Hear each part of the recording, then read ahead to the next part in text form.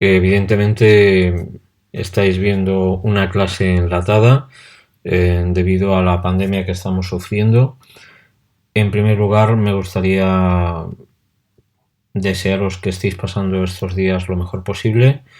Eh, Desearos que estéis bien de salud. Sabemos que alguno de vosotros ya ha sufrido contagio por el virus y felizmente se ha recuperado.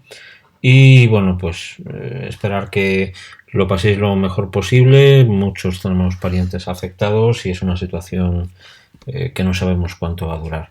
De momento, pues seguimos con nuestro plan de enseñanza en modo no presencial y hoy pues vamos a tratar la clase que iba a ser la puesta en común de las entregas 5 y 6, es decir, del almacén de un dato y del almacén de datos resueltos con semáforos. Os recuerdo un poco este problema en qué consistía. Si miramos las transparencias que os subí de recursos compartidos, el esquema básico es el siguiente. Tenemos una serie de procesos productores y unos procesos consumidores. Y la única manera que tienen de comunicarse entre sí es mediante un almacén intermedio que en la versión más sencilla solo tiene espacio para un dato. Por tanto, esa interacción tiene que tener un estado interno que permita almacenar ese dato y de alguna manera debe ser consciente de si hay un dato válido o no. Esto es importante porque al haber solamente capacidad para un dato, esto quiere decir que una vez que arranquemos los procesos consumidores, si intentan realizar la acción de extraer, no van a poder hasta que no haya un dato. Entonces, inicialmente los consumidores no están autorizados a realizar la acción que quieren hacer sobre este recurso. Al contrario, los productores inicialmente, puesto que van a ver un almacén vacío, sí van a poder realizar una operación de almacenar, pero solamente una, porque una vez que uno de los productores almacene un dato, el almacén va a pasar al estado, digamos, lleno, donde es posible extraer, pero no es posible almacenar. Esto es lo que habíamos representado con esta idea de cuáles son las trazas válidas que admite este sistema. Por ejemplo, si el productor 1 intenta almacenar un 1 y el productor 2 intenta almacenar un 2, no podemos realizar esas dos operaciones de almacenar sin antes haber extraído uno de esos datos, por ejemplo, el 1.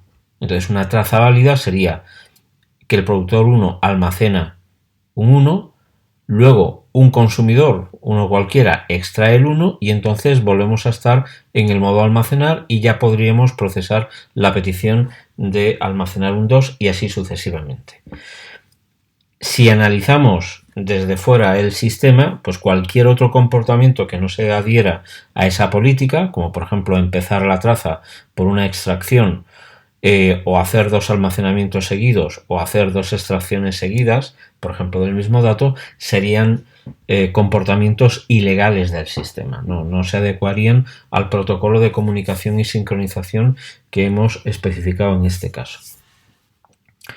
La versión, esta sería la versión de la entrega 5 y la versión de la entrega 6 sería la generalización de este sistema, pero no solamente con capacidad para un dato, sino con una cola que tiene capacidad para n datos. Entonces, si tenemos un almacén que tiene capacidad para dos datos, nos permitiría hacer dos operaciones de almacenar seguidas. Si tenemos un almacén con capacidad para tres datos, nos permitiría realizar tres operaciones de almacenamiento consecutivas de manera inicial, etcétera, etcétera.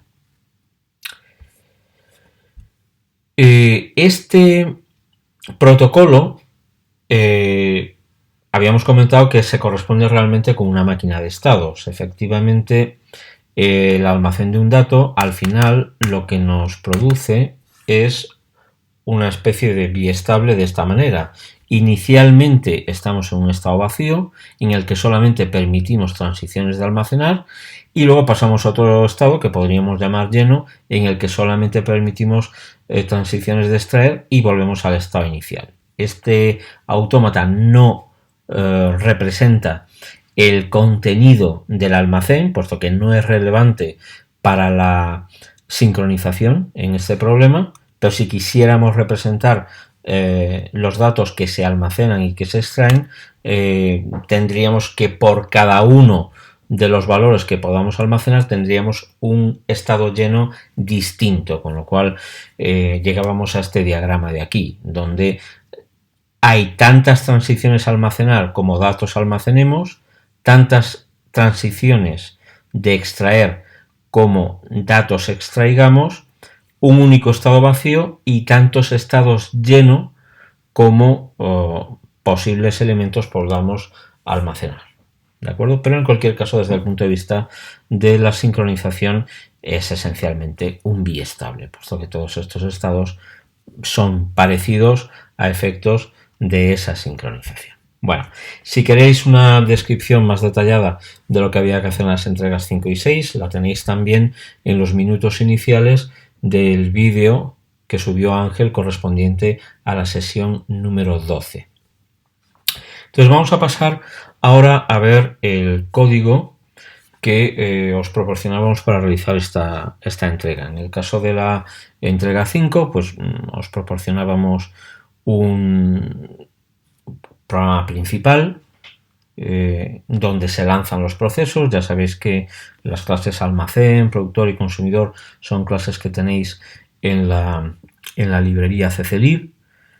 Y este es el código del programa principal, que no era el que tenéis que entregar, obviamente. Simplemente este programa crea consumidores, crea productores y los conecta con un almacén. Vale, vamos a ver en qué momento se conectan. ¿Vale? Almacén 1 es, digamos, la clase general que tenemos que implementar, es decir, esta línea sirve para cualquier implementación que nosotros hagamos del almacén.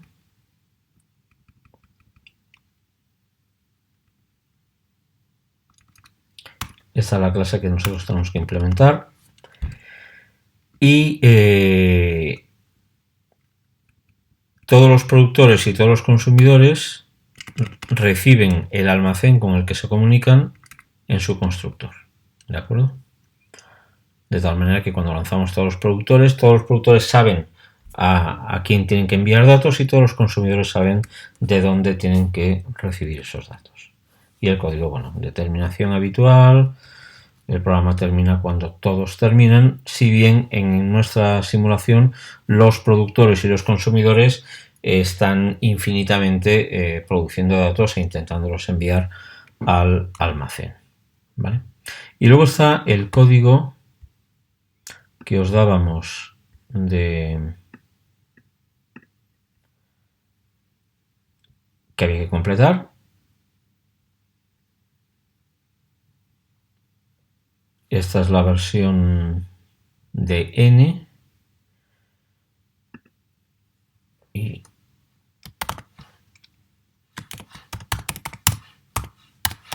vale.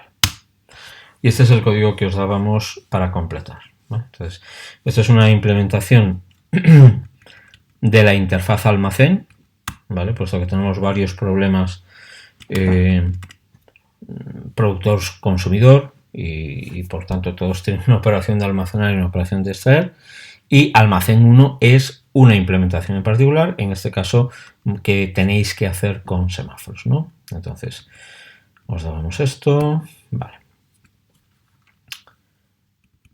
Vale, entonces os marcábamos ya los sitios donde teníais que colocar semáforos u otros mecanismos de sincronización para garantizar ese protocolo que hemos mencionado anteriormente. ¿Vale? Muy bien, pues vamos a pasar a ver algunas de vuestras entregas. Voy a empezar por alguna que he considerado más original o más extraña, y luego voy a pasar con soluciones más representativas de lo que habéis estado entregando.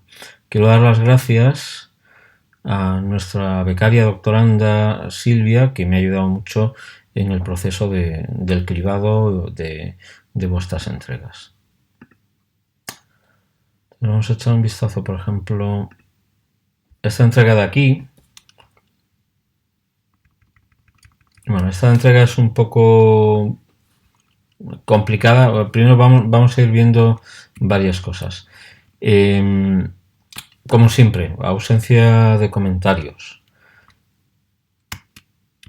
Hay que hacer un poco de ingeniería inversa, porque un semáforo que se llama S, bueno, por el nombre no sabemos muy bien qué es lo que está haciendo. El semáforo hay hueco, entendemos que está dando un permiso, es decir, que de alguna manera valdrá 1 cuando se puede almacenar. Lo raro es que luego hay un semáforo no vacío que uno piensa que debería estar a 1 cuando el almacén contiene un dato, y sin embargo uno esperaría que estuviera inicializado a 0 y sin embargo está inicializado a 1. Y tenemos este tercer semáforo que no sabemos muy bien para qué se utiliza. Entonces no queda más remedio para intentar entender esta solución que ir al código y ver qué es lo que está haciendo. Entonces, mirándolo da la impresión de que el semáforo S es una especie de semáforo de exclusión mutua que estamos utilizando aquí para poder acceder al dato y ver si es null o no es null. Aquí ha puesto, bueno, null representa que no hay producto. Vale. Entonces, bueno, resulta un protocolo bastante complicado donde repetidamente se está tomando y liberando ese semáforo S. Y voy a llamar vuestra atención simplemente sobre un dato para que veáis que esta solución bien no puede estar. Fijaos, aquí se toma con await acceso exclusivo a el almacén, ¿de acuerdo? Para preguntar si está vacío o no está vacío.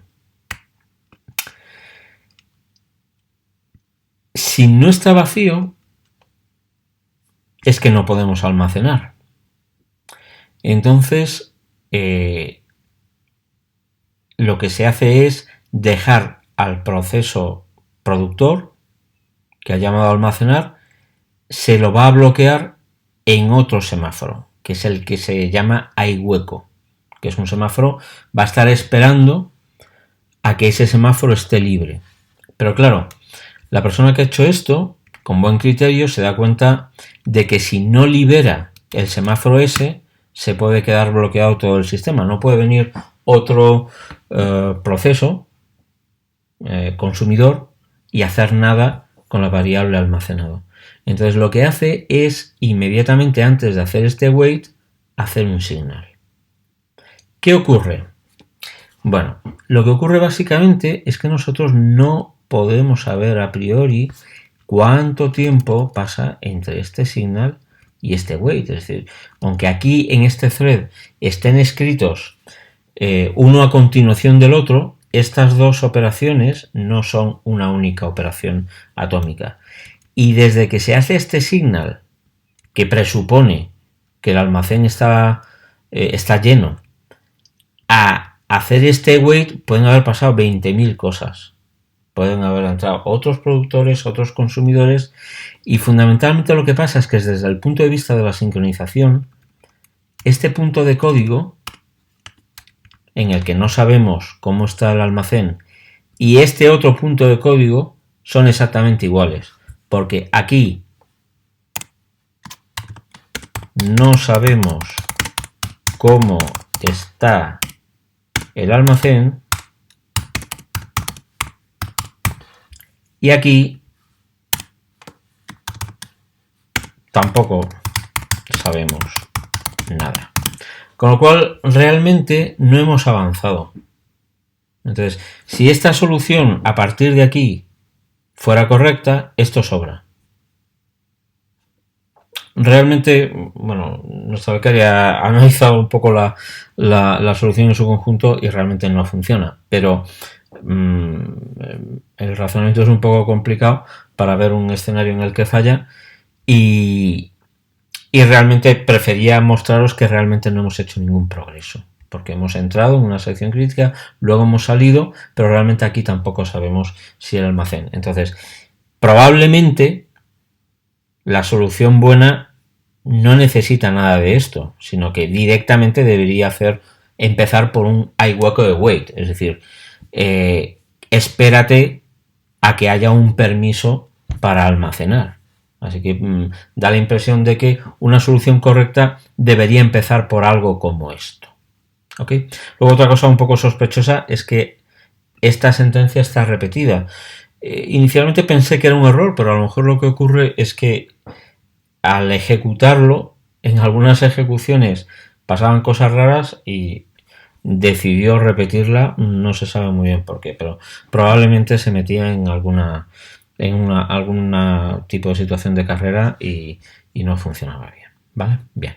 Esto sería un ejemplo de una solución muy complicada, pero que es razonable que uno la piense. Es razonable porque lo más natural cuando uno aborda uno de estos problemas es intentar preguntar por cómo está el almacén.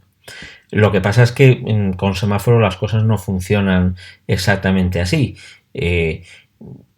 Para preguntar cómo está el almacén mirando la variable almacenado tenemos que entrar en una sección crítica. Si luego salimos de ella volvemos a estar igual, porque realmente no ganamos conocimiento hasta que no hacemos realmente un await y estamos en una situación distinta a la que estábamos antes.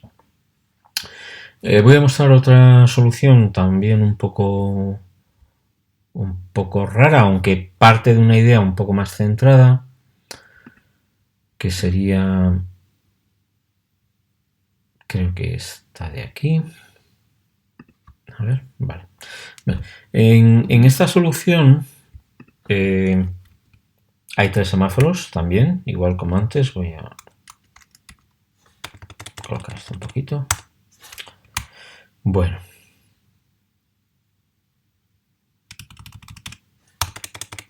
Vale. Bueno, seguimos sin mucho comentario, aunque en este caso hay nombres más reconocibles. El semáforo que se utiliza para la exclusión mutua al dato se llama mutex, buena idea, y el semáforo, hay un semáforo que se inicializa a 1, que semáforo producción da la impresión de que inicialmente se puede producir y por tanto es el semáforo que permite que se realice una operación de almacenar, y este debería ser el semáforo que permite que se realice una operación de consumir. Esto parece una buena idea.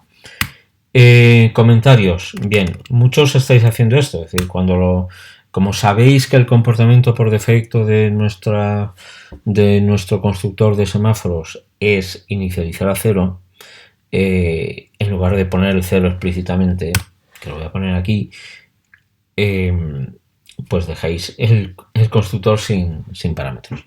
Bien, creo que fue un error por nuestra parte hacer del comportamiento por defecto del constructor de semáforos fuera inicializar a 0, porque los semáforos más habituales, o sea, es más habitual inicializar a 1 un semáforo que inicializarlo a 0, porque la mayor parte de los semáforos son para hacer un mutex.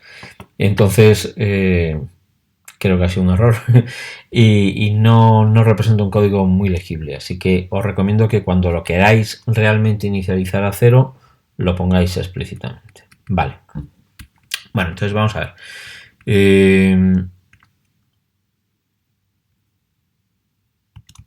Bien, aquí hay probablemente también una pequeña confusión con el objeto. Cuando os damos una plantilla, ¿cuál es el objeto de las diferentes partes? Si yo os pongo aquí to do, protocolo de acceso a la sección crítica y código de sincronización para poder almacenar, quiere decir que ahí es donde realmente queremos ese código de sincronización, no donde pone sección crítica. Entonces, lo suyo sería mover esto de aquí, ponerlo aquí. Si consideramos que el to-do ya está hecho, ¿vale? Lo podemos poner de esta manera. Y realmente la sección crítica sería ya esta parte de aquí, ¿vale? Ok. Luego, otra cuestión. Si os he puesto un to-do aquí, no es por nada, es porque realmente aquí venía un código que es necesario y sin embargo vemos que aquí esto está vacío. Vamos a ver qué ocurre en el código extraer, un poco lo mismo.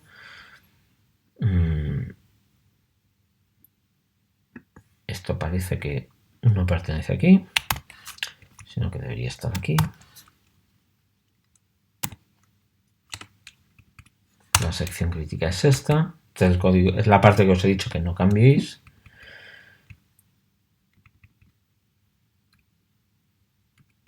Y aquí, sin embargo, sí hay un protocolo de salida. Yo no sé si esta persona a lo mejor ha subido una versión preliminar del código que estaba incompleto. Da la impresión de que aquí faltaba poner un código simétrico a este que tenemos aquí. Entonces, imagino que esta persona lo que quería hacer es poner aquí algo parecido a esto, algo parecido a semáforo consumo. Punto signal.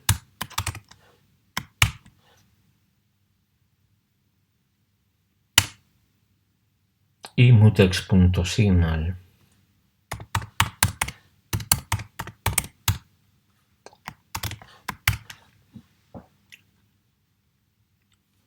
Por suponer. ¿Vale?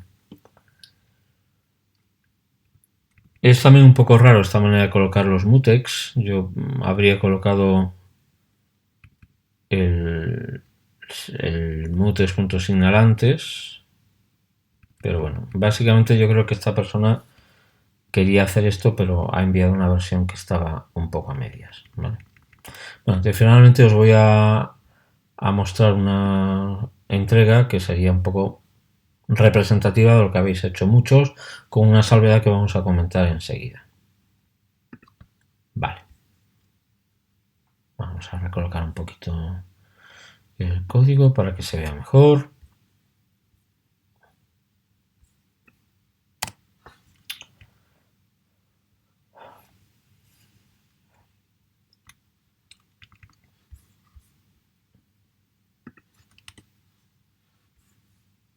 Aquí hay comentarios. Por eso he escogido esta entrega. Bien, entonces tenemos un semáforo que se llama ALM. Yo quizá lo habría llamado S subrayado ALM. Bueno. Otro que se llama almacenar inicialmente vale 1. Hay un permiso inicialmente para almacenar. Hay un semáforo que se llama ext, que es el permiso que permite, el semáforo que da permiso para extraer, que inicialmente está a 0. Aquí sí ha hecho una inicialización explícita. Y luego hay un semáforo mutex, que aquí se ha llamado acceso, pero como dice en el comentario, controla la sección crítica para no almacenar y extraer a la vez. Esto es un tema curioso, porque las entregas que podemos calificar de correctas pues se dividen en dos tipos. Los que habéis resuelto esta entrega con dos semáforos, es decir, solamente con el semáforo permiso de almacenar y permiso de extraer, y aquellos que habéis añadido un tercer semáforo para efectivamente controlar la sección crítica y que no se pueda almacenar y extraer a la vez. Obviamente los que lo habéis hecho con dos semáforos es porque habéis razonado que con esos dos semáforos ya no era posible que en la zona en la que se accede al dato hubiera simultáneamente un productor y un consumidor. Si bien, por otro lado, nadie ha dado un razonamiento que garantice que eso no va a pasar. Entonces eso pues nos lleva al dilema de, bueno, inicialmente ver si hacen falta 3 semáforos o no y luego ver exactamente por qué. ¿De acuerdo? Entonces lo que vamos a hacer con esta entrega es, primero, la vamos a ejecutar, vamos a ver qué tal es la ejecución y vamos a ver qué conclusiones podemos sacar de la ejecución, ¿vale? Entonces veis, en el protocolo de acceso pedimos permiso para almacenar. Si pasamos es porque entendemos, asumimos que el almacén está vacío. Luego pide acceso en exclusión mutua a la variable almacenado y por tanto si está aquí es porque tiene permiso de almacenar, es decir, no hay un dato pendiente de extraer y nadie más está accediendo a él. Y finalmente el protocolo de salida es simétrico. Acabamos de almacenar un dato, luego hay un dato que no ha sido extraído y por tanto se da permiso a un consumidor y hemos liberado el acceso a este dato, con lo cual tenemos esto de aquí. Vale. Y el código de extraer es completamente simétrico. Se pide permiso para extraer, se solicita acceso exclusivo, se asigna la variable que se va a retornar, se pone a null esto. Aquí habría que preguntarse, ¿es necesario?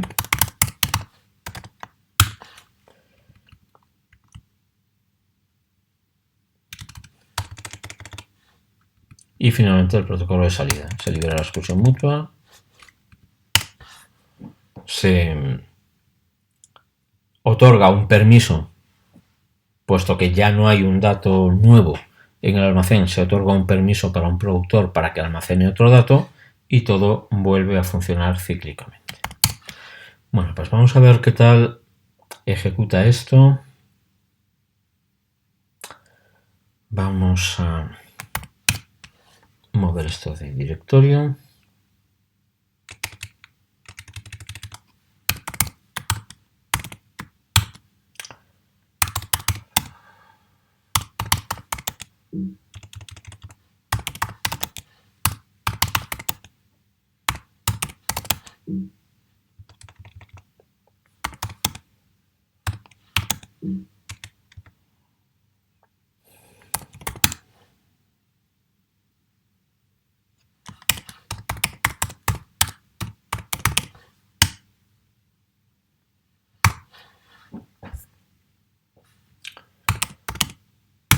Compilamos.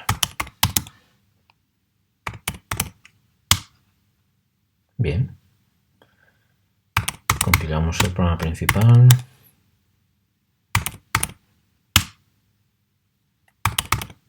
Ejecutamos.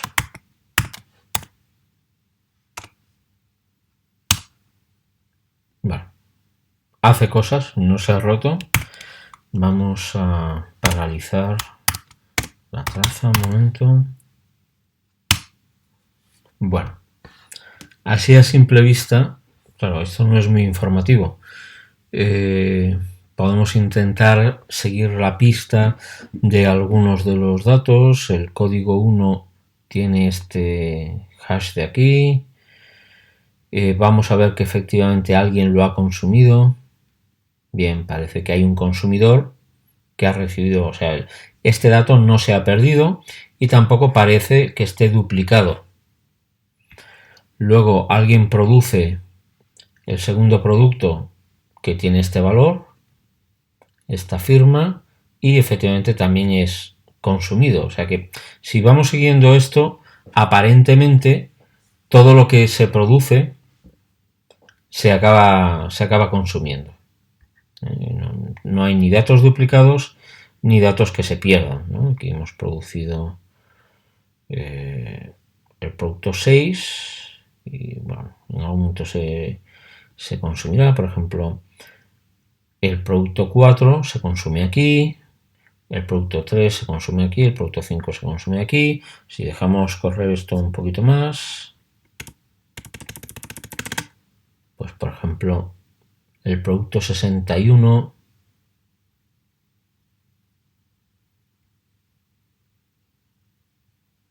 aquí se está consumiendo el producto 61 que se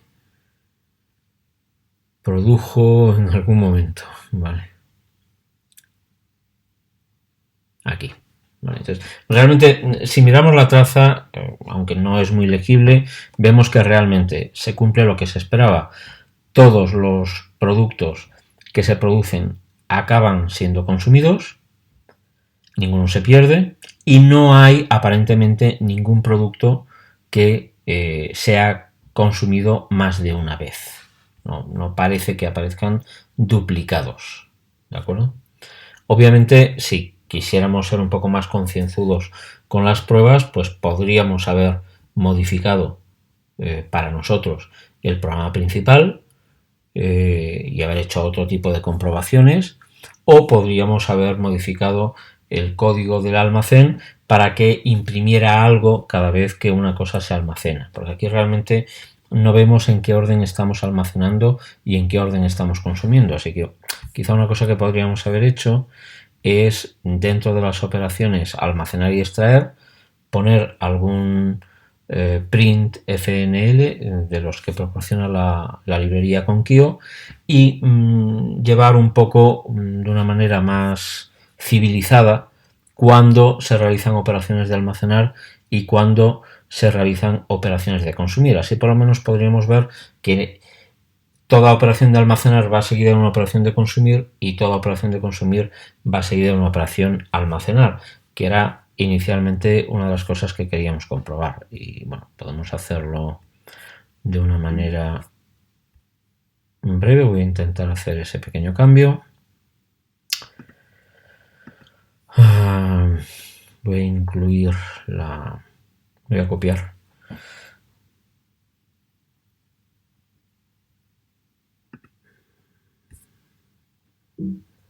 Aquí está.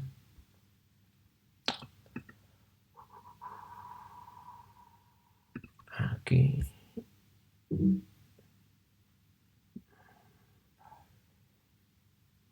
Por ejemplo.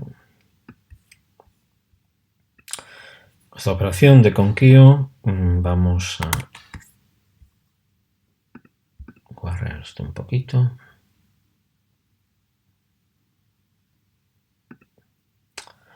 Y vamos a hacer que justo después de hacer una operación de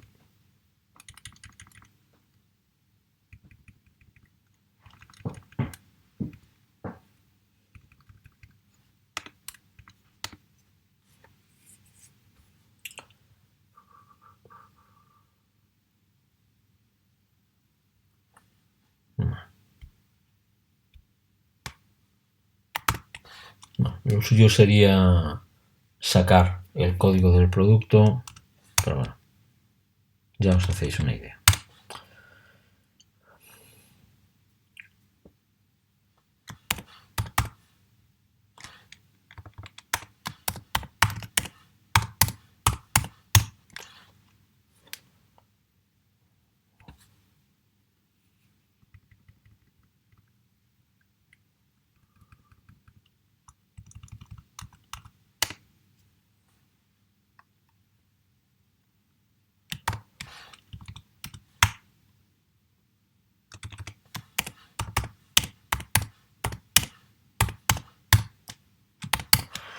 Esto es un poco chapuza.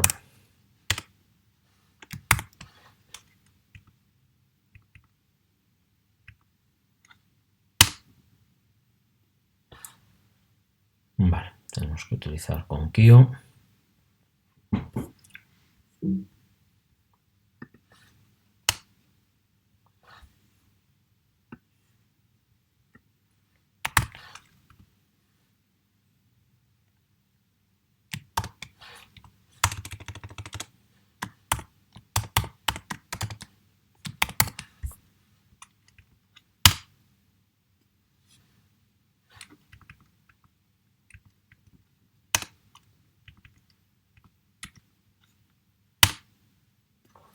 Vale. Pues, bueno, os dais cuenta, primero siempre hay un almacenar, después un extraer, almacenar, extraer, almacenar, extraer, almacenar, extraer, almacenar. Vale, ok, que era un poco la prueba que queríamos hacer. Obviamente podéis hacer cualquier tipo de modificación, siempre que veáis que la traza que os damos nosotros pues no tiene por qué ser lo más informativo del mundo. Bien, entonces volvemos a nuestra duda. ¿Se puede hacer esta práctica con solamente 2 semáforos? Bueno, pues vamos a ello. Vamos a cargarnos este semáforo y vamos a ver si notamos alguna diferencia en la ejecución. Vale. Cargamos esto de aquí. Nos cargamos esto de aquí.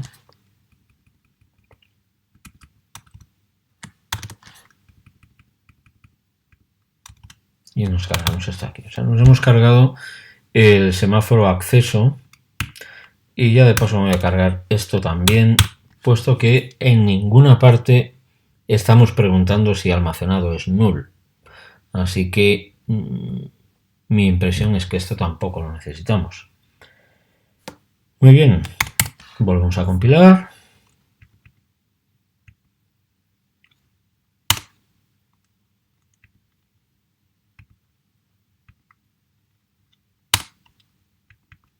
Y a ver qué pasa.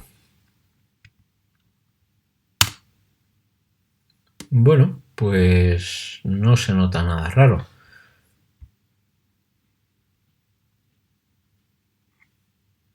Almacenando, extrayendo, reproduce un 1 con este código, aparentemente todo va exactamente igual. Lo dejamos correr varias veces y da la impresión de que todo está sucediendo más o menos como se esperaba, ¿no? Todos los productos que se producen, que se almacenan, son consumidos una sola vez. ¿De acuerdo? Bien, entonces da la impresión de que efectivamente los que habéis tenido la intuición de que el semáforo para controlar el acceso en exclusión mutua al dato es innecesario, estabais en lo cierto.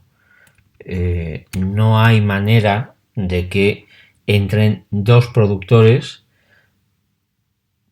y machaquen de alguna manera el dato, o de que entren 2 consumidores y corrompan esto, o que entre un productor y un consumidor. Obviamente eso no puede pasar. Entonces, un comentario general. Evidentemente, este código, donde no utilizamos este tercer semáforo, es una optimización del código anterior, porque nos hemos dado cuenta de que cuando hacemos este wait, realmente ya no puede haber ningún otro proceso más aquí, puesto que en ese punto ya los 2 semáforos tienen sus contadores a 0. Básicamente esto es lo que pasa, como voy a explicar en un momento. Entonces, por una parte, el código optimizado es más inteligente, puesto que parece que se comporta igual que el código que tenía un semáforo de más, pero por otra parte, si hemos hecho una optimización y no estamos seguros de ello, quizá no deberíamos haberla hecho. Os recuerdo la frase de Donald Knuth, que dice que el mal está detrás de toda optimización prematura. Así que optimizar algo antes de tiempo, antes de estar absolutamente seguros de que esa optimización es correcta y de haber asegurado la corrección del programa que estamos haciendo, pues solo puede llevar malas consecuencias. Así que por una parte, los que habéis puesto 3 semáforos, porque no estabais seguros de que el tercero sobrara, habéis obrado bien, puesto que siempre es mejor pecar, digamos, de conservador. Y si luego posteriormente pudiéramos demostrar que ese tercer semáforo no es necesario, entonces sí lo podemos eliminar. Pero en una situación real sería más aconsejable pecar de precavido que de óptimo, ¿vale? Muy bien, pues esta es la situación actualmente. Tenemos dos códigos que parecen funcionar bien. Los dos hemos hecho unas pruebas muy básicas, lo hemos dejado correr durante un tiempo y aparentemente se comportan de la manera que esperábamos, pero evidentemente esta no es una garantía suficiente, así que vamos a intentar hacer un razonamiento un poquito más formal para convencernos de que efectivamente garantizamos acceso en exclusión mutua, aunque solamente usemos dos semáforos. Vamos a intentar entender cómo funciona esta solución con un poco de detalle. Esta solución tiene una característica, que es que en ningún momento nosotros preguntamos por el estado del almacén de una manera explícita. Si el almacén está lleno o está vacío, es algo que nosotros hemos codificado en los valores de los semáforos almacenar y extraer. De hecho, ni siquiera necesitamos poner explícitamente almacenado a null después de hacer una extracción. Entonces, lo primero que tendríamos que hacer es intentar entender qué significan esos diferentes estados. El estado inicial, vamos a ir quitando el semáforo que no necesitamos.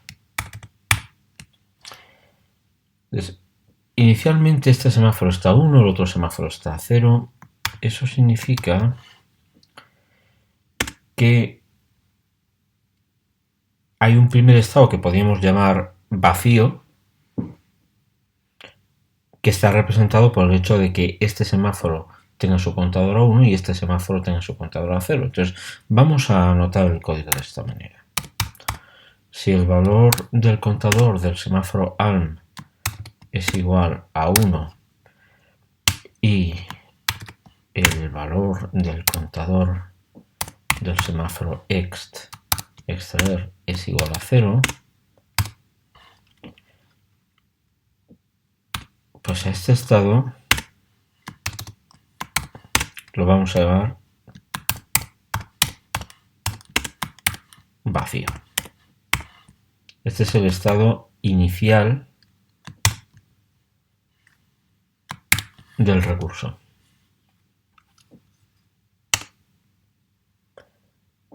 Por contra,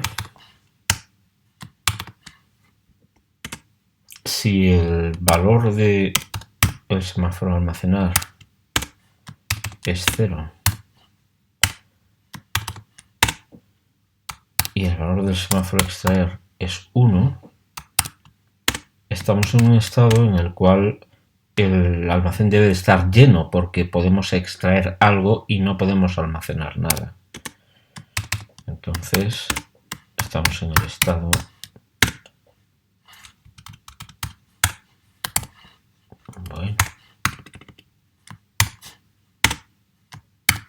que llamaríamos lleno. Finalmente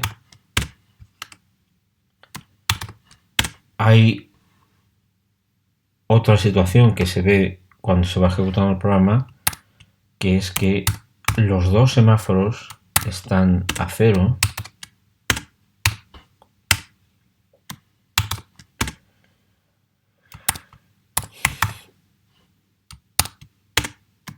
y ahí lo que podemos interpretar es que o bien hay un proceso que está accediendo al almacén para almacenar, pero también puede ocurrir que haya un proceso que está accediendo al almacén para extraer. En este caso, sabemos que el recurso está ocupado de alguna manera, pero no sabemos si por un productor o por un consumidor. Entonces, en este caso, tendríamos que completar esto con la información de en qué punto de ejecución están los diferentes threads.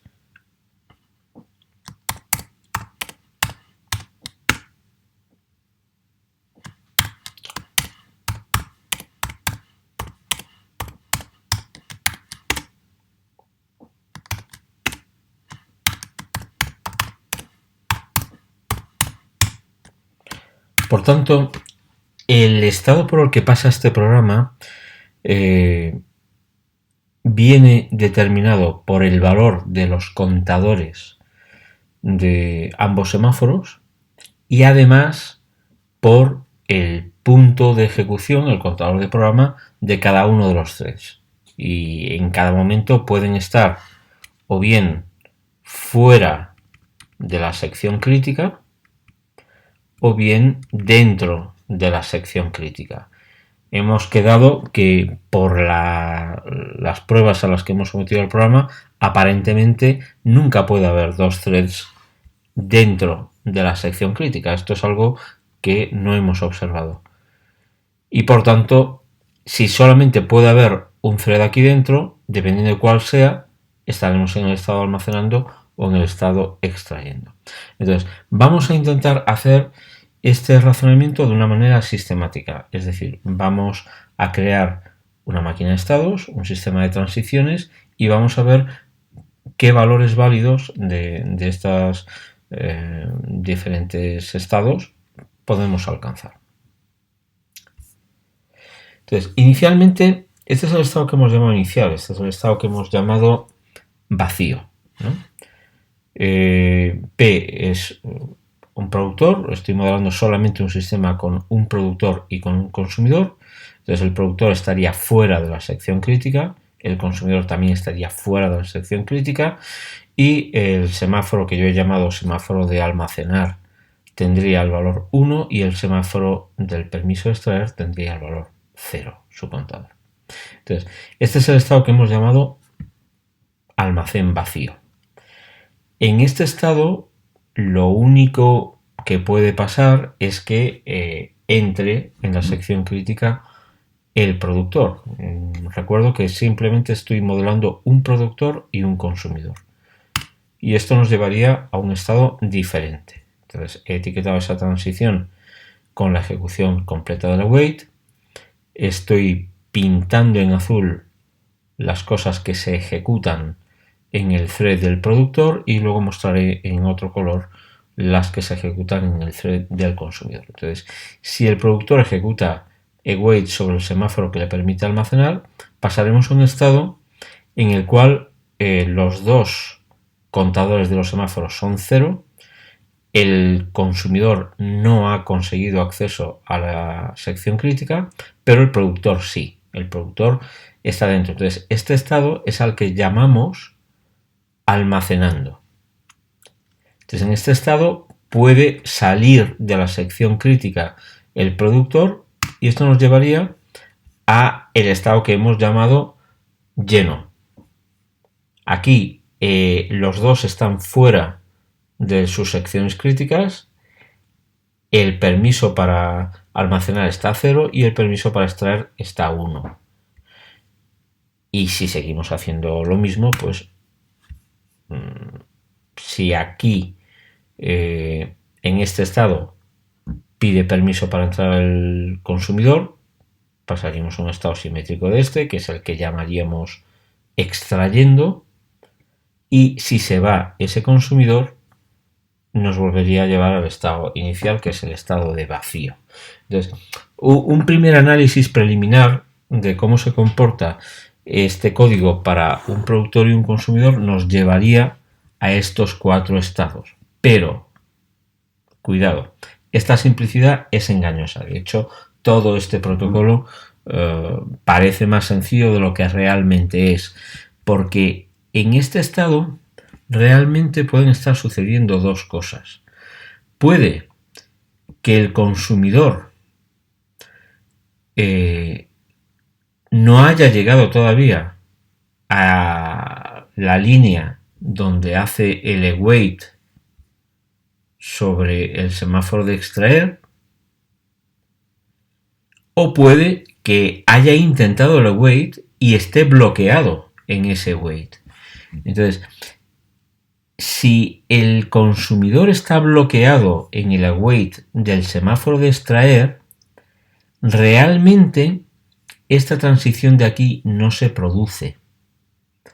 Porque, como sabéis, cuando alguien ejecuta un signal sobre un semáforo y hay procesos bloqueados en ese semáforo, no se cambia el contador de ese semáforo, el contador sigue a cero y entonces lo que ocurre es que se desbloquea uno de los procesos. Dicho de otra manera, cuando estamos en este estado de aquí, si el consumidor está bloqueado, estas dos transiciones realmente se hacen de una sola vez. El productor hace el signal y desbloquea al consumidor que estaba en ese semáforo. Por eso he pintado en esta transición estas dos cosas que suceden simultáneamente en los dos threads. Y lo mismo ocurre aquí.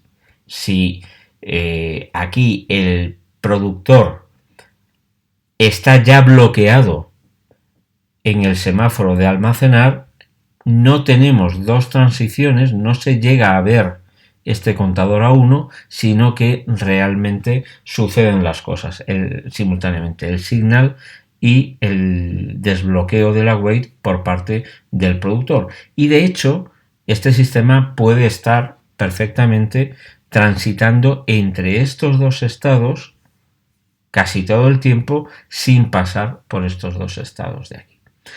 Entonces, realmente este modelo, que parecía reflejar fielmente el comportamiento de este programa, realmente no es tan fiel, porque para cada uno de los dos estados, de los cuatro estados, perdón, realmente habría que duplicarlo en caso de que los procesos que están fuera de la sección crítica pueden estar fuera y aún no han intentado hacer el await, o fuera porque han intentado hacer el await y se han quedado bloqueados, lo cual nos va a llevar a que en lugar de 4 estados vamos a tener 8, y esto en lugar de ser un cuadrado realmente es un cubo.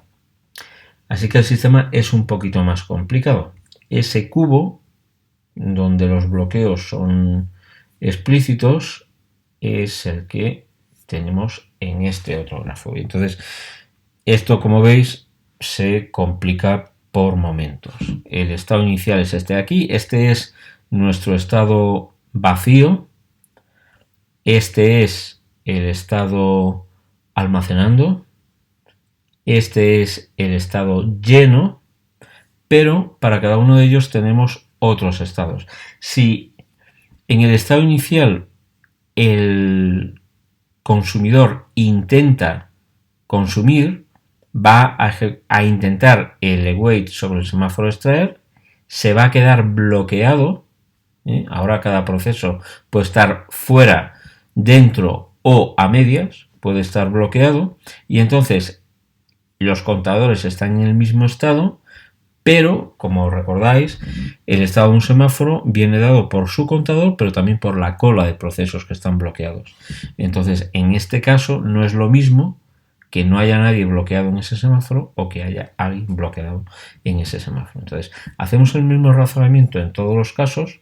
Evidentemente, el comportamiento es el mismo que conocíamos antes, pero realmente las transiciones son un poco más complicadas.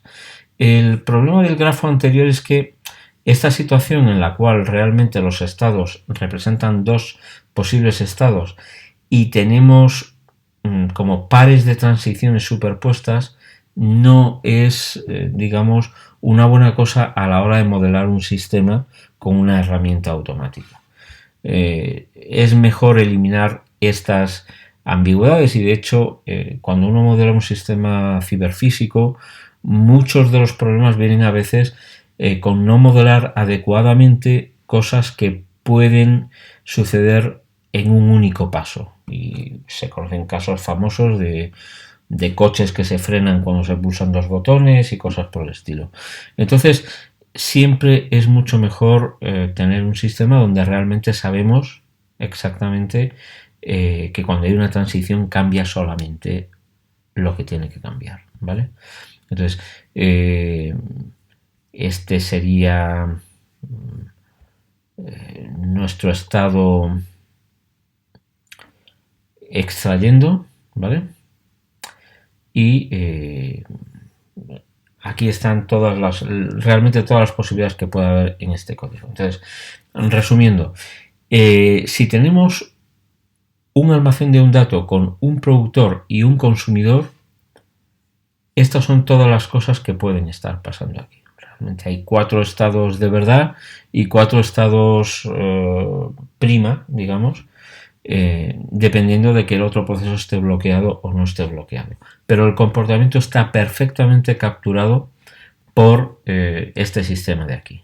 Tenemos todas las transiciones cuando el await triunfa, las transiciones cuando el await bloquea, y los signals que no desbloquean, como este de aquí, y la versión que sí desbloquea. Vamos a ejecutar un signal en un estado en el que el otro proceso ya está bloqueado. Como veis, los contadores no cambian y se intercambian los papeles aquí. Entonces, esto refleja completamente el comportamiento de este código para un productor y un consumidor. ¿Cuál es el problema? Que lo que nosotros queríamos ver es si realmente el tercer semáforo era necesario. Es decir, en una situación en la que hubiera varios productores y varios consumidores, si realmente este código impide que 2 productores accedan al almacén o que 2 consumidores accedan al almacén de manera simultánea. Entonces, os podéis imaginar que para resolver eso tendríamos que complicar este grafo, por ejemplo, con 2 productores y un consumidor, o con un productor y 2 consumidores, o con 2 productores y 2 consumidores. Nos saldría un grafo con más estados, porque ya no habría que tener en cuenta simplemente que hubiera un consumidor bloqueado, sino que hubiera 1 o 2, y aunque no hubiera un productor bloqueado, sino puede haber un productor y 2 productores, analizar todas las transiciones y al final demostraríamos que para ese número de procesos realmente se garantiza la exclusión mutua. Bueno, como os podéis imaginar, este es un proceso que se va complicando a la hora, a medida que vamos añadiendo nuevos procesos. Al final siempre nos va a decir que sí, que este código está bien, pero no nos da una respuesta completamente satisfactoria para saber si este algoritmo de productor consumidor con semáforos, con el almacén de un dato, con solo 2 semáforos, realmente funciona siempre independientemente del número de procesos. Para obtener esa garantía necesitamos una herramienta más potente que simplemente el desglose de estados, que voy a intentar, digamos, presentar en las próximas transparencias. Entonces, voy a hacer, digamos, como una parte, digamos. Hasta aquí es lo que yo considero que deberíais hacer siempre que os enfrentéis a un programa concurrente, ya sea con semáforos o con otros mecanismos, que es que seáis capaces de modelar los estados por los que pasa el sistema y ganar un entendimiento de qué es lo que está pasando ahí. Me da igual que sea, digamos, en un nivel semiformal, como puede ser este grafo de aquí, o que realmente trabajéis con unas herramientas y lleguéis a una descripción más detallada del sistema. Pero creo que todos, si estamos haciendo concurrencia con un cierto detalle, deberíamos tener una visión del sistema que estamos modelando basado en transiciones de estado. Esto lo tengo claro. Lo que voy a contar ahora lo podéis ver, digamos, como un plus, como algo que es más sofisticado y que no os voy a pedir dentro de este curso, pero que creo que es interesante, ya que estamos con este ejemplo, pues es interesante contarlo. Entonces, la técnica que nos va a permitir saber que este código funciona bien con 2 semáforos solamente y que garantiza exclusión mutua, y que esto funciona para cualquier número de productores y cualquier número de consumidores,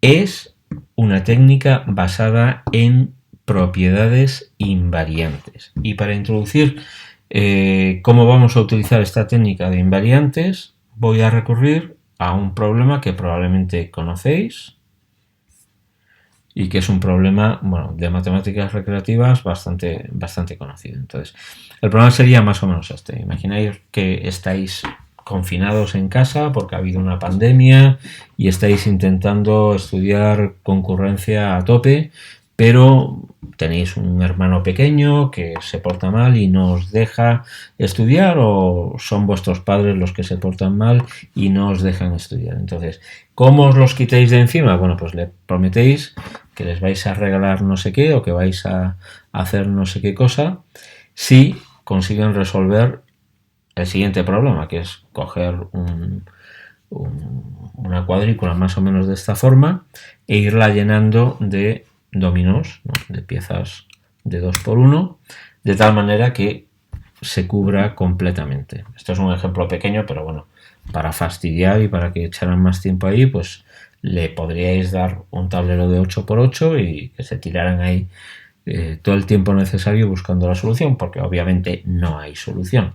Esto es algo que vosotros sabéis y ellos no tienen por qué saberlo.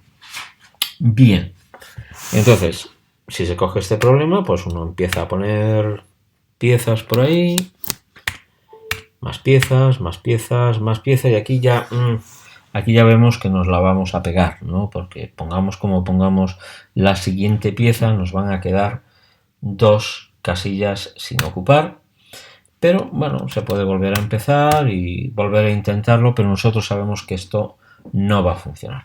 ¿Y lo sabemos por qué? Bueno, pues lo sabemos porque he llamado casillas grises o casillas pares a estas de aquí y he llamado casillas impares a estas que he pintado de blanco. Inicialmente, como veis, en este tablero hay 18 casillas grises desocupadas y hay 16 casillas blancas desocupadas. Ponga como yo ponga las piezas, toda pieza de 2×1 va a ocupar una casilla gris y una casilla blanca. Por tanto, aunque el número de casillas libres va decreciendo, la diferencia entre las casillas libres grises y las casillas blancas libres siempre va a ser 2. Y eso es lo que llamamos una propiedad invariante. Pueden variar cosas, pero esta otra propiedad de aquí no varía, siempre se cumple. Entonces, si esta propiedad es invariante, sabemos que no vamos a poder llenar todo el tablero, porque si llenáramos todo el tablero, esto sería 0 y entonces ya no sería una propiedad invariante.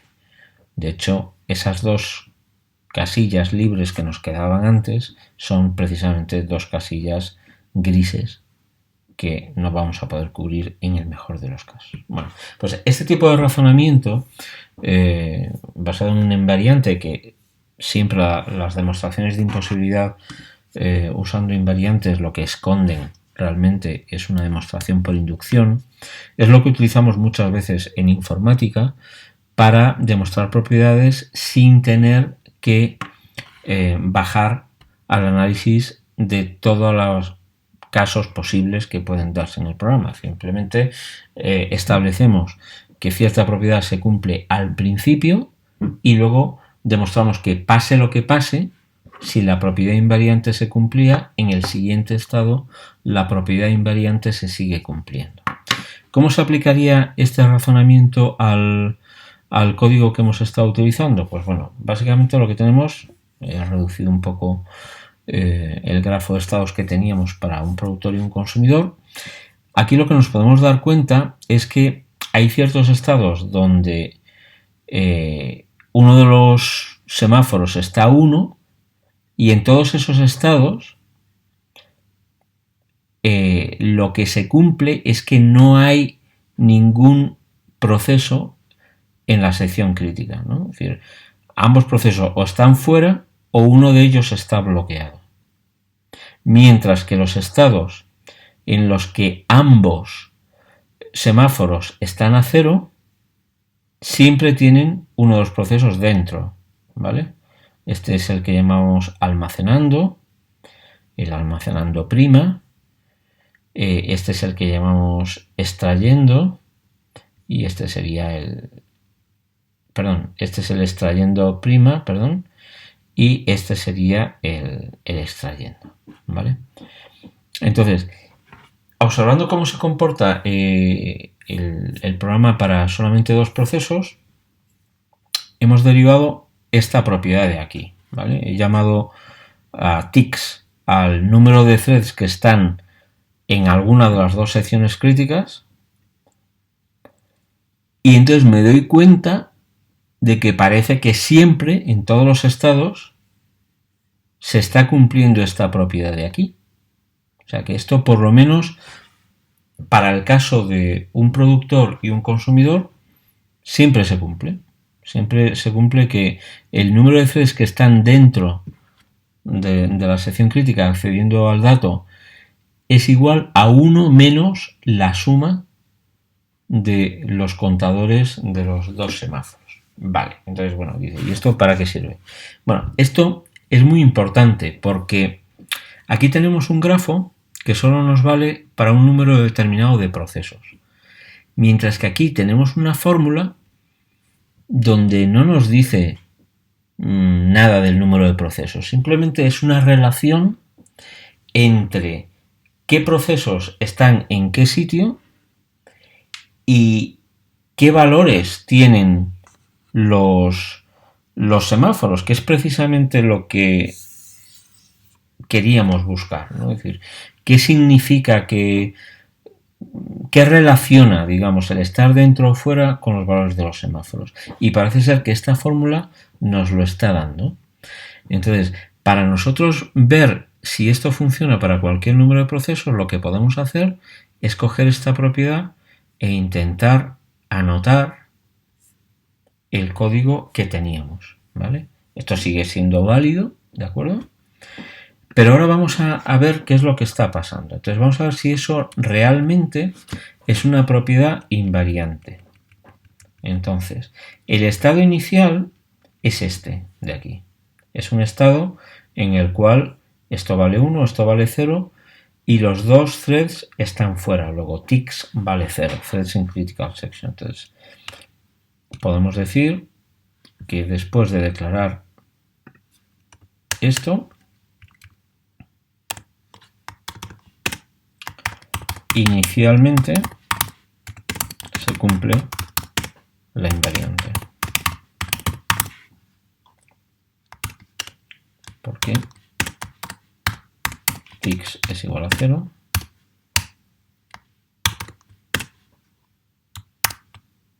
Esto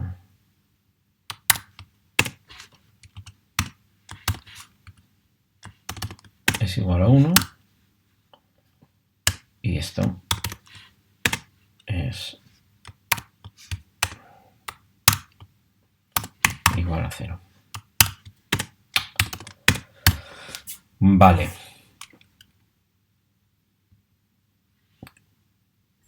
¿Qué otra cosa interesante tiene esta fórmula de aquí? Bueno, esta fórmula de aquí, para que cambie, hace falta o que un proceso entre o salga de la sección crítica, o bien que cambien estos contadores. Pero estos contadores solo cambian cuando se hace un await o un signal, y lo mismo pasa con entrar o salir de las secciones críticas, porque están delimitadas por este await y este signal, y luego por el otro await y el otro signal, ¿no? Ya, vamos a quitar un montón de código para dejar sitio a lo que queremos hacer.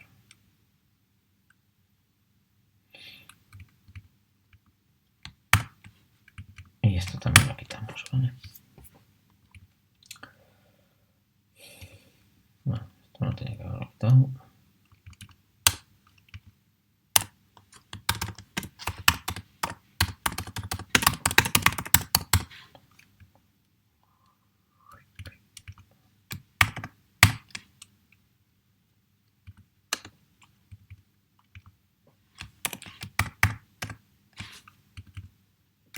Este también lo cargamos. Y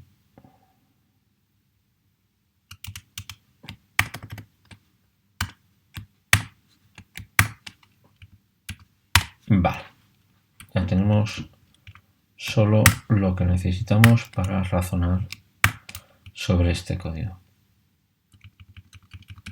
Vale, entonces, los únicos sitios donde podría dejarse de hacer cierta la propiedad es en este wait, en este signal, en este wait o en este signal. Entonces, vamos a suponer que en un momento determinado de la ejecución de este programa, que puede tener muchos productores y muchos consumidores, la invariante se cumple. Vamos a suponer que la invariante inicialmente se cumple y que se va manteniendo.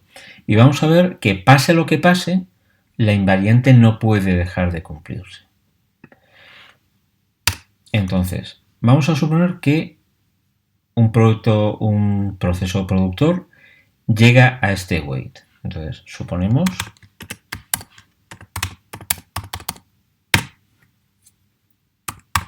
que se cumple esto. Tix es igual a 1 menos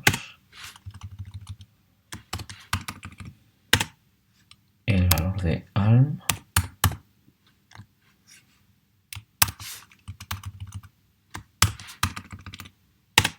más. Vale, esta es la fórmula con la que estamos razonando. Vale.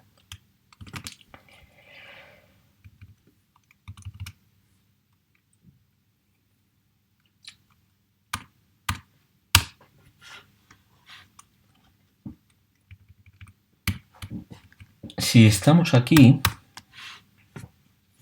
han podido pasar dos cosas.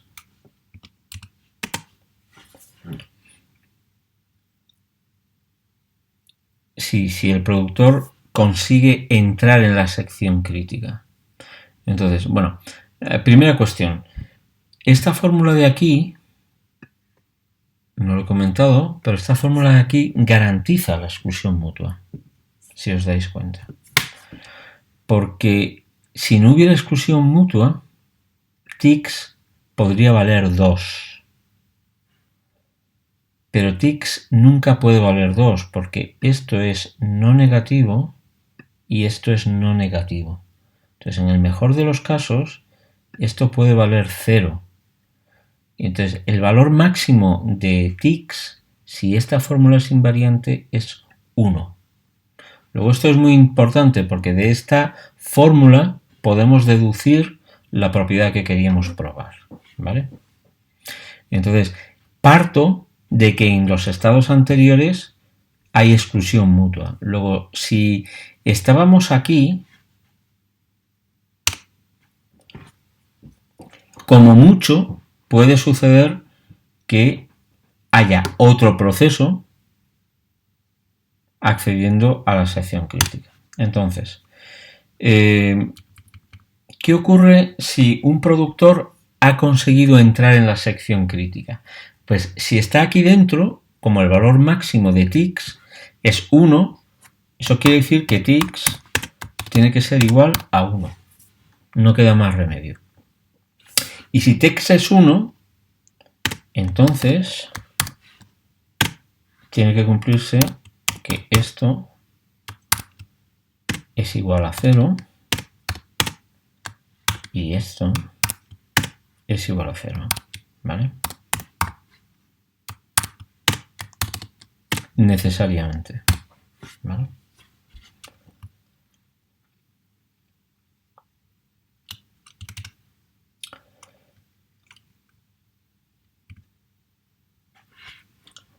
Entonces, ¿qué puede haber pasado para que este proceso haya pasado del await?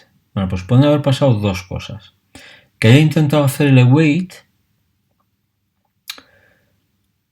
y no haya bloqueado. Entonces, si no ha bloqueado, eso quiere decir que el valor de este semáforo antes de hacer el await, inmediatamente antes, tenía que ser 1. Como esta fórmula es invariante, eso quiere decir que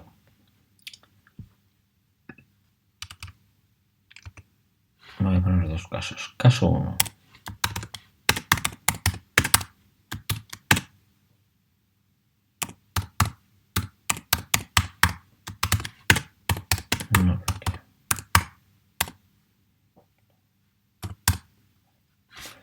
Entonces necesariamente ahí deducimos que justo antes de hacer este wait alm valía 1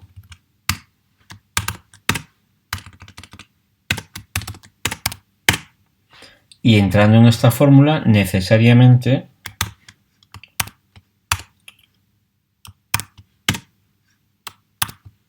ext tiene que valer 0. Entonces, si alm vale 1 y ext vale 0, después de hacer la wait, necesariamente alm vale 0, ext vale 0 y tix vale 1. Y aquí eso quiere decir que si no hemos bloqueado, tix valía 0 antes, para que esta fórmula sea invariante.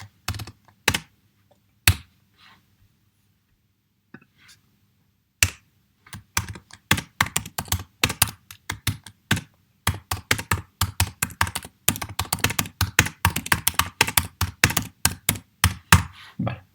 Pero puede ocurrir otra cosa, y es que al hacer la wait, si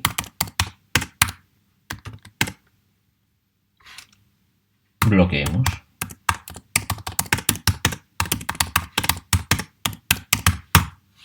Vale, si bloqueamos al hacer el await, eso quiere decir que el valor de alm era 0. Si el valor de alm es 0,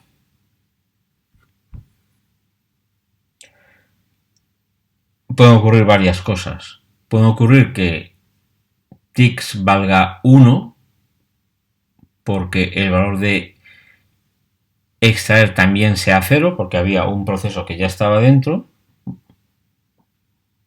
o puede que no, puede que acabe de salir, etcétera, etcétera. Bueno, entonces, si hemos bloqueado al hacer el await y estamos aquí dentro,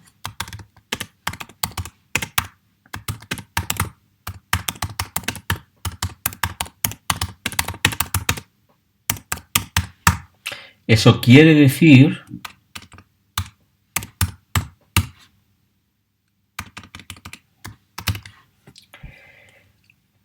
que hemos entrado después de haber sido desbloqueados en otro punto del código por otro thread. Y el único punto del código donde se hace un signal es aquí. Entonces, seguimos razonando de la misma manera. Si hemos hecho un signal, el signal tiene dos casos. El signal desbloquea a otro proceso o no. Entonces, caso 1. El signal desbloquea. Si el signal desbloquea, inmediatamente antes de hacer el signal teníamos que tix es igual a 1 porque hay un proceso que está extrayendo, y si tix es igual a 1, eso quiere decir necesariamente que aquí dentro esto era 0 y esto era 0 también. ¿Vale? Siempre dentro de las secciones críticas sabemos que se cumple esto, que tix es 1 y que los dos semáforos están a 0. Entonces, si hacemos un signal y el signal desbloquea a alguien, entonces lo que va a pasar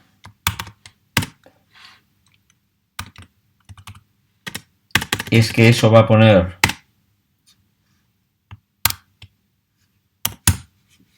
esto va a seguir estando a 0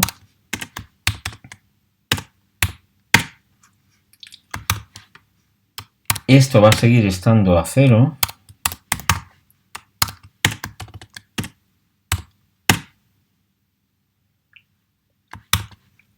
y tix va a ser 1 porque eso nos lleva a este caso de aquí. ¿Vale?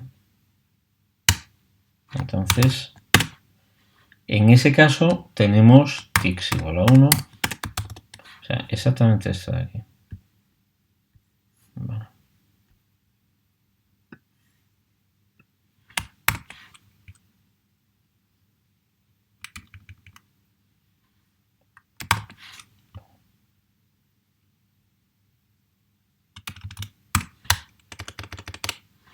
O sea, si nos han desbloqueado es que la transición viene exactamente de aquí.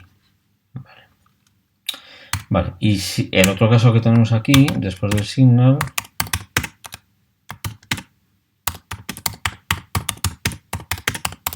es que no desbloqueemos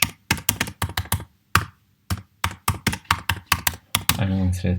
Si no desbloqueamos a ningún thread, al hacer el signal, ya no hay nadie dentro de una sección crítica, que era tix igual a 0, y esto era 0 antes y sigue siendo 0.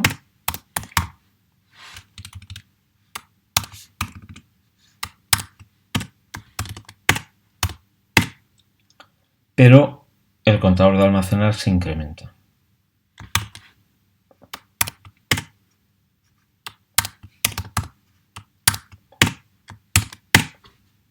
Se sigue cumpliendo la invariante. ¿Vale? Vale, entonces, haríamos lo mismo con todos los puntos. Haríamos lo mismo con este await y con este otro signal. Y cuando completáramos de anotar, veríamos que efectivamente la formulita esta que tenemos aquí se cumple siempre, suponiendo que se cumple inicialmente, que se cumple porque hemos inicializado los semáforos con los valores adecuados. Entonces, lo bueno de este razonamiento que hemos hecho es que nos da igual cuántos productores y cuántos consumidores haya. Como los semáforos se hace el await de una manera atómica, no hay manera de que en ninguno de estos 4 puntos violemos esta invariante. Entonces, esto se va a cumplir siempre y sabemos que esta fórmula implica la exclusión mutua, porque no hay manera de que tix valga más de 1. De hecho, implica más cosas. A partir de esta fórmula podemos demostrar que el semáforo a almacenar solo puede valer 0,1, podemos demostrar que el semáforo estar solo puede valer 0,1, etcétera, etcétera. Y todo utilizando un razonamiento basado en variantes igual. Y ya digo, esta sería la manera en la que realmente podemos demostrar que esto funciona correctamente solamente con 2 semáforos. Y ya digo que es un ejemplo que es sencillo porque al final son 2 semáforos, 2 signals, 2 awaits. La idea es sencilla, vas alternando de uno al otro, pero el análisis de que este programa realmente se comporta bien no es para nada sencillo, es mucho más enrevesado de lo que puede parecer cuando queremos demostrarlo para un número variable de procesos. Estas demostraciones que son independientes del número de procesos se suelen llamar demostraciones paramétricas, ¿vale? En contraposición a las demostraciones que son para un número fijo de procesos que se suelen hacer con máquinas de estados.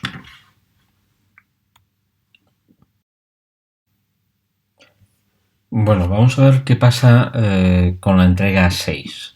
Me he enrollado muchísimo con la entrega 5 y bueno, básicamente la entrega 6, entendiendo cómo funciona la entrega 5, pues es relativamente fácil ver cuál es la solución correcta. No voy a mostrar soluciones incorrectas, simplemente comentaros lo mismo que os dije al comentar el código de la entrega 5. Si tenéis una solución en la cual como condición para hacer un await sobre un semáforo accedéis sin protección, por ejemplo, a la variable nDatos, pues no va a estar bien. Si creáis un semáforo mutex para acceder a nDatos, pero luego salís y no hacéis otra cosa con otro semáforo antes, pues probablemente tampoco habéis progresado hacia la solución. Entonces, al final ocurre lo mismo. De la misma manera que en el almacén de un dato estamos codificando el estado del almacén lleno o vacío y el estado de los otros threads mediante combinaciones de los valores de los semáforos, en la entrega 6 también estamos haciendo lo mismo. Lo único es que ahora sí que podemos insertar varios datos. Si tenemos un almacén de capacidad n, podremos hacer varias llamadas completas a la operación almacenar. Entonces, lo que os habéis dado cuenta muchos vosotros es que lo que se puede tener es, igualmente que antes, un par de semáforos, pero el semáforo que otorga permisos para los productores, en lugar de estar inicializado a 1, está inicializado a n, es decir, a la capacidad del almacén. Entonces aquí este semáforo, bueno, se ha llamado productores, también se puede llamar semáforo huecos, sem huecos, porque realmente está contabilizando el número de huecos para almacenar que hay en la cola. Y el semáforo que otorga permisos a los consumidores, aquí lo que hace es contar el número de datos que se han almacenado, que es equivalente.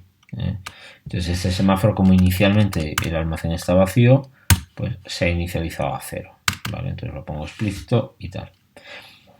Entonces el algoritmo básicamente es igual que antes. Cada vez que un productor quiere almacenar, va a hacer un await pidiendo un permiso sobre el semáforo que estaba inicialmente a n, y cuando acaba de realizar la operación de almacenar, libera un permiso para extraer, porque hay un dato almacenado más. Entonces hace un signal del otro semáforo.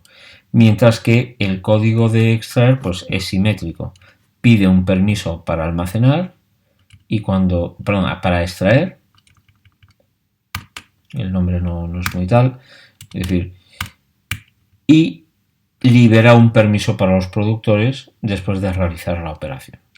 ¿Qué diferencia hay aquí? Bueno, pues la diferencia que hay aquí es que, puesto que este protocolo es exactamente igual que el de antes, pero solamente se diferencia en el valor inicial de este semáforo, si nosotros no cambiáramos nada más, seguiríamos teniendo una invariante un poco parecida a la de antes, pero un poco diferente. Tendríamos una invariante donde en lugar de un 1, aquí hay un n. Y eso lo que nos quiere decir es que si solo tenemos esos dos semáforos, el de almacenar y el de extraer, en las secciones críticas podríamos tener no solo un thread cada vez, sino varios, hasta, digamos, tener esta situación de aquí. El número total menos la suma de estos dos. Es decir, podríamos tener, por ejemplo, n procesos productores metidos en la sección crítica, y entonces tendríamos una situación de carrera.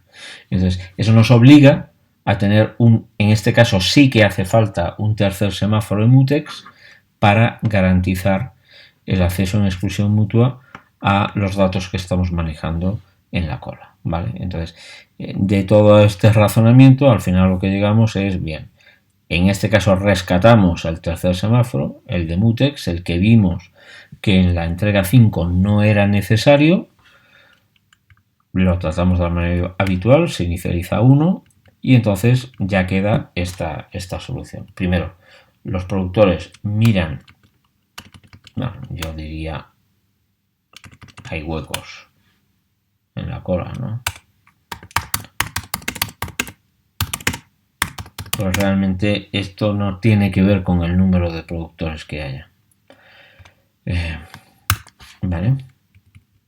Si tenemos permiso para almacenar, ganamos acceso en exclusión mutua a la estructura de datos, a esta implementación que os hemos proporcionado, y cuando acabamos liberamos la exclusión mutua y generamos, realmente eso que se indica con la parte de aquí, ¿vale?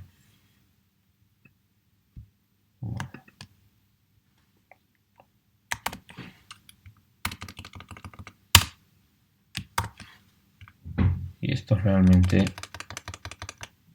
lo que hace es liberar.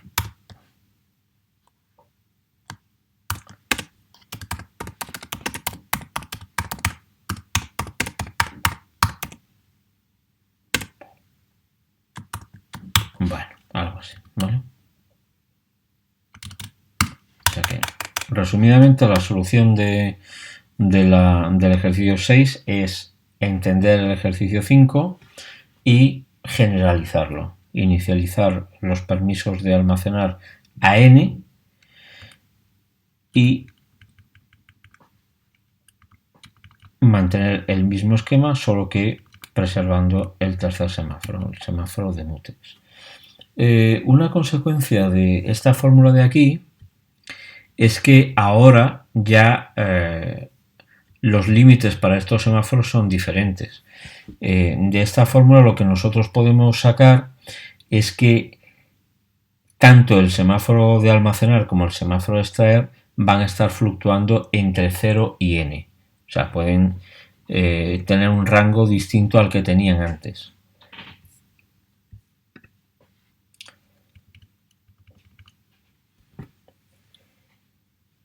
¿Qué más?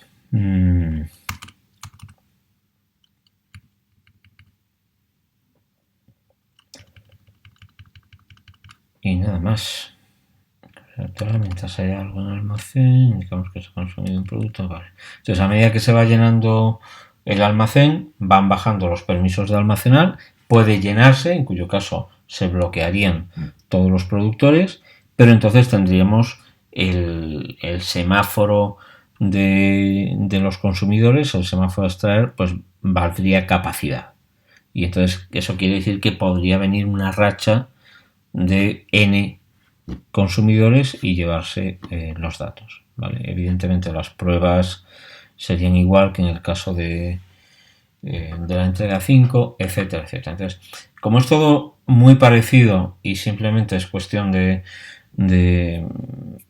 adaptar un poco esa solución, pues no voy a detener mucho en ello. Lo que sí voy a hacer es comentar, porque este problema también tiene una gracia escondida, sí voy a comentar cosas que se podrían hacer para intentar optimizar esta solución.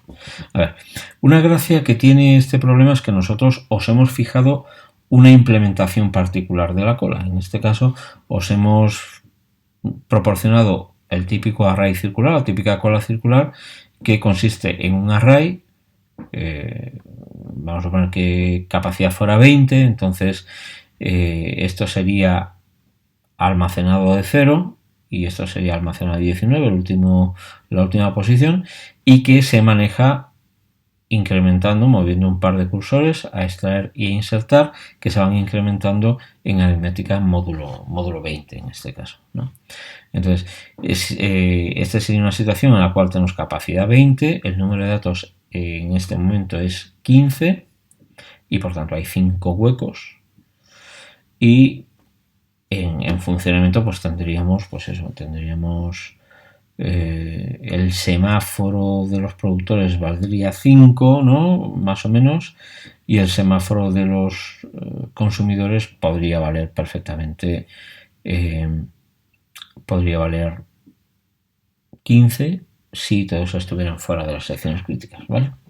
Bien, entonces, una cosa que podemos hacer sabiendo que la implementación es esta, es darnos cuenta de que realmente yo podría insertar por aquí al mismo tiempo que alguien está extrayendo por aquí, ¿vale?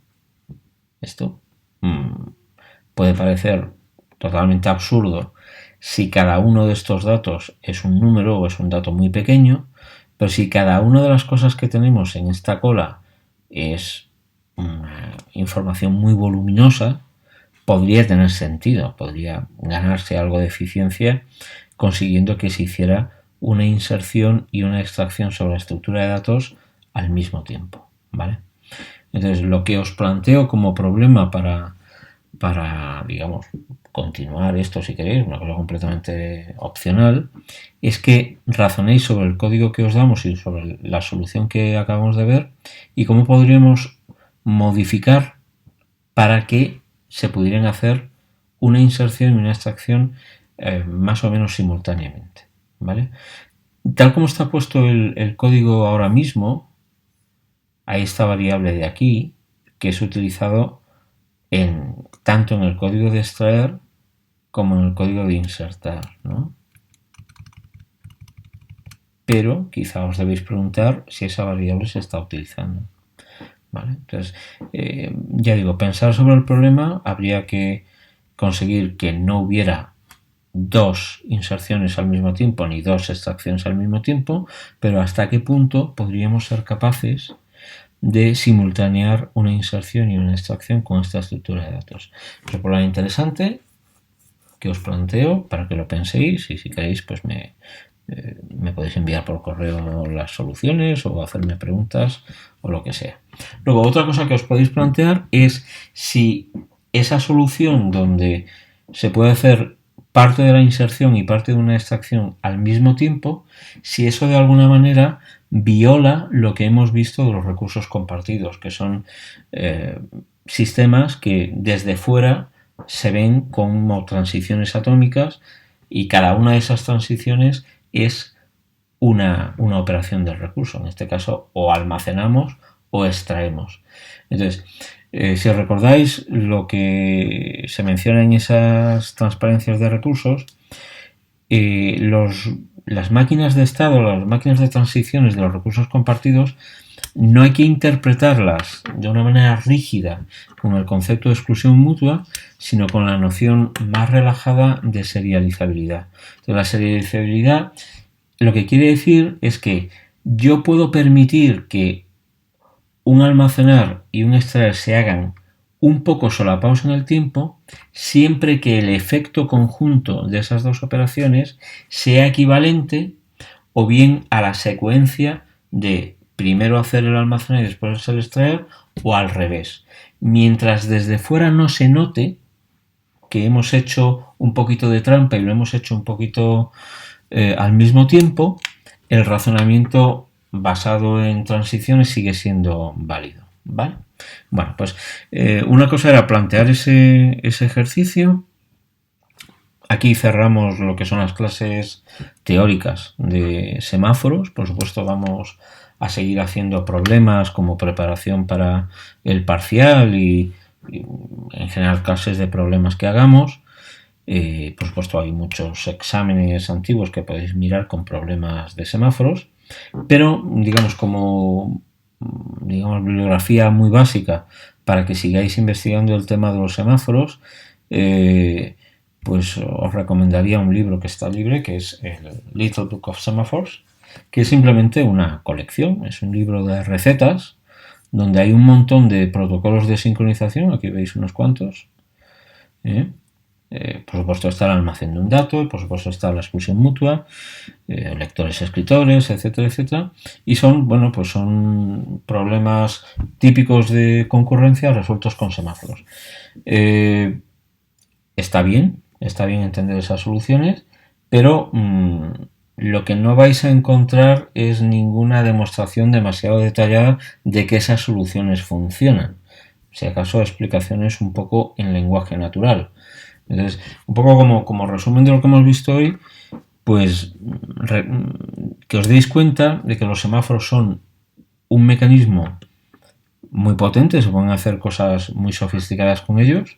Es un mecanismo relativamente simple en cuanto a su definición, porque son dos operaciones que están perfectamente especificadas y que son sencillas de entender y son relativamente sencillas de implementar en diferentes lenguajes, pero razonar sobre semáforos no es nada sencillo, puede ser muy complicado y debéis tenerlo presente, ¿vale? Es una sencillez muy engañosa. Por eso vamos a proponer en semanas posteriores mecanismos de más alto nivel sobre los cuales es más fácil razonar que sobre los semáforos. ¿De acuerdo?